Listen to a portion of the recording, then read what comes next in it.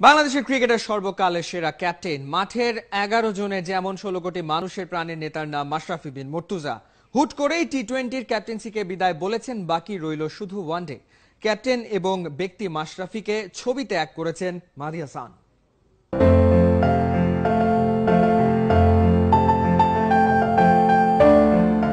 উত্থান পতনে এগিয়ে গেছে মাশরাফির ক্যারিয়ার। ক্যাপ্টেন্সির গল্পতেও আছে সেই রেশ। ইনজুরি আবার কখনো কখনো পারিপার্শ্বিকতা বাধা হয়ে দাঁড়িয়েছে যখন তখন। বাংলাদেশের সব বড় জয়ের সামনে থেকে নেতৃত্ব দিয়েছেন ম্যাচ। প্রশ্নাতীতভাবে বাংলাদেশের ক্রিকেটের সর্বকালের সেরা ক্যাপ্টেন।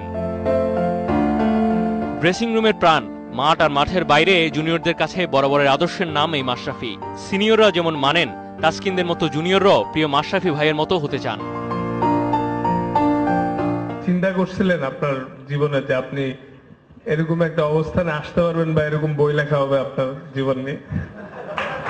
না হিরো, তোমাকে নিয়ে আরো বড় বই লেখাবে ইনশাআল্লাহ। সব ফরম্যাট মিলিয়ে বাংলাদেশের সফলতম অধিনায়ক। টি-20তেও ব্যতিক্রম নাই। 2014 সালে 20 ওভারি ফরম্যাটে শুরু। তার কাপ্তানিতে 26টা ম্যাচ খেলেছে টাইগাররা।